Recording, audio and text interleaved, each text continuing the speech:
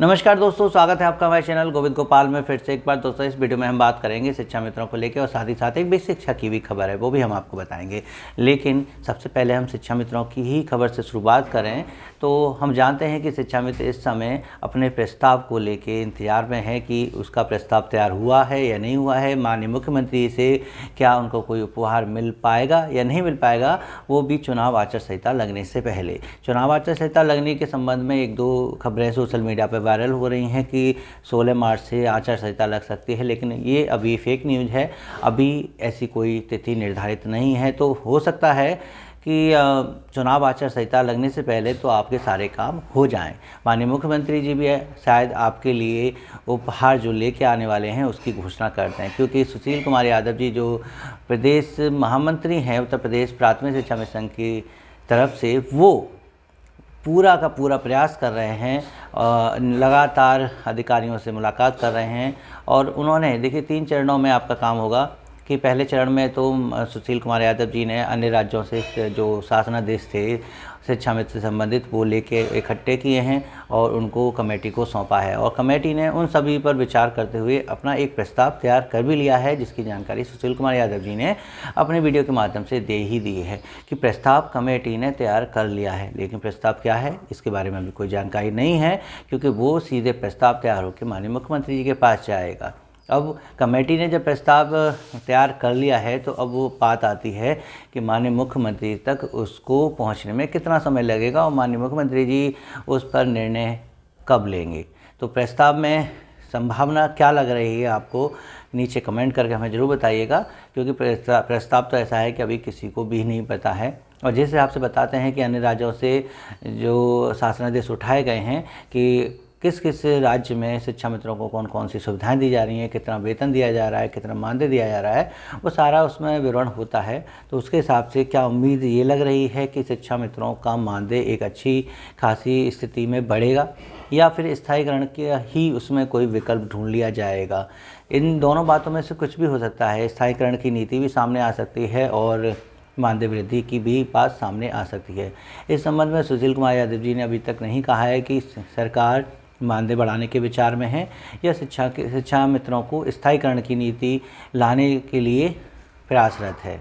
बात अभी कुछ दिनों की और है, कुछ दिनों बाद सब कुछ स्पष्ट हो जाएगा जब माननीय मुख्यमंत्री तक ये प्रस्ताव पहुंच जाएगा। और बताते हैं कि शायद इसी सप्ताह में ये प्रस्ताव माननीय मुख्यमंत्री तक भी पहुंच जाएगा। तो जल्द से जल्द आपको शायद खुशियां सुनने को मिल जाएं। और सुशील कुमार जी जैसे आपसे प्रयास कर रहे हैं शिक्षा मित्रों के लिए, वो बहुत ही सराहनीय है। सभी शिक्षा मित्रों की उम्मीदें इस समय उनसे लगी हुई हैं। कुछ भी करके, कैसे भी करके अगर शिक्षा मित्रों को इस बार न्याय मिल जाता है, कुछ उनको जीवन में हासिल इतने लंबे प्रयास के बाद हो जाता है, तो निश्चय ही इसका ज़्यादा से ज़्यादा श्रेय सुशील कुमार यादव जी को जाएगा। चलिए, ये तो है कि शिक्षा मित्रों के लिए उन्होंने इतना प्रयास किया है। और शिक्षा मित्रों के बारे में वो बताते रहते हैं कि कुछ शिक्षा मित्र ऐसे भी हैं जो उनको मतलब गलत बताते हैं, कुछ ऐसी प्रवृत्ति के भी हैं जो सपा को नहीं छोड़ना चाहते हैं और पोस्ट लिखते हैं राजनीतिक तौर पर ताकि शिक्षा मित्रों की छवि खराब हो।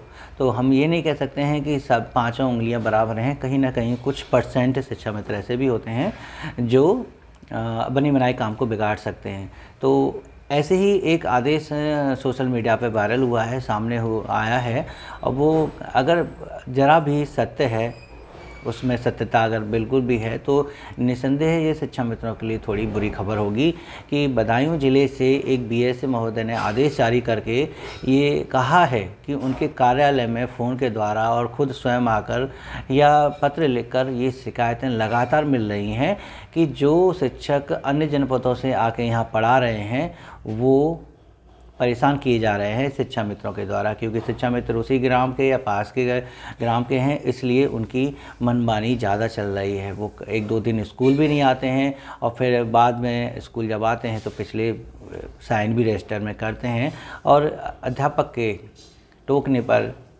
या मना करने पर उन्हें धमकाते भी हैं, परेशान भी करते हैं। तो इस तरह की खबर जब BSA महोदय को मिली है तो उन्होंने इस बात को बहुत ही अशिष्टता के आधार पर बताया है कि ये नियमावली के बिल्कुल विरुद्ध है। और अगर ऐसा आचरण बिल्कुल पाया जाता है कि शिक्षा मित्र बाहर से आए हुए शिक्षकों को धमका रहे हैं, तो ग्राम शिक्षा समिति से प्रस्ताव तैयार कराकर उनकी सेवा समाप्ति का आदेश निर्गत कर दिया जाएगा। अब बात आती है, ये आप पहले भी जानते हैं कि शिक्षा मित्र जो है ग्राम शिक्षा समिति के अधीन आते हैं और उनके ही प्रस्ताव पर उनके कार्य से संतुष्ट ना होकर या किसी भी अशिष्ट व्यवहार की वजह से उनको सेवा से निकाला भी जा सकता है। तो बीएस महोदय ने ग्राम शिक्षा समिति के प्रस्ताव के आधार पर उनकी सेवा समाप्ति के भी निर्देश दिए हैं, अगर ये सूचनाएं सही पाई जाती हैं। आपको क्या लगता है कि क्या वास्तव में ऐसा है? क्या कुछ शिक्षा मित्र अभी भी ऐसी ही हरकतें कर रहे हैं, या इसमें भी हम ये कह सकते हैं कि शिक्षा मित्र मानसिक रूप से परेशान है, इस वजह से उसका ऐसा व्यवहार है? आप क्या कहना चाहेंगे इस खबर के बारे में, ये भी हमें नीचे ज़रूर कमेंट करके बताइएगा। साथ ही एक छोटी सी खबर और हम आपको बता दें कि पटना हाई कोर्ट ने एक आदेश अभी निर्गत किया है, जिसके अंतर्गत अब विद्यालय में छात्र उपस्थिति के लिए शिक्षक जिम्मेदार नहीं होंगे। वैसे ये मामला 2016 का है, जहां जीविका दीदियों के द्वारा विद्यालय निरीक्षण में 75% उपस्थिति कम पाने पर शिक्षकों का वेतन रोक दिया जाता था या उनके वेतन से 50% की रिकवरी की जाती थी। तो इस तरह से एक व्यक्ति कोर्ट पहुंचे, उन्होंने जो है पटना हाई कोर्ट में रिट जो है दाखिल की और वहां से उनकी जीत हुई कि ये एक तो गैर सरकारी संगठन की जो है सदस्य हैं, इसलिए ये विद्यालय निरीक्षण नहीं कर सकती, और साथ ही साथ विद्यालय में बच्चों की उपस्थिति के लिए शिक्षक जिम्मेदार नहीं होंगे, वो शिक्षण कार्य के लिए रखे गए हैं, तो विद्यालय में शिक्षण का कार्य उनसे कराया जा सकता है। अभिभावकों से व्यक्तिगत संपर्क के लिए उन पर दबाव नहीं बनाया जा सकता। पटना हाई कोर्ट के इस आदेश के खिलाफ जब राज्य सरकार सुप्रीम कोर्ट गई, तो सुप्रीम कोर्ट ने भी पटना हाई कोर्ट के आदेश को बहाल करते हुए उनकी याचिका खारिज कर दी और कहा कि उनका आदेश बिल्कुल सही है। शिक्षकों पर छात्र उपस्थिति के लिए कोई दबाव नहीं बनाया जा सकता और ना ही इसके लिए उनके वेतन को रोका जा सकता है।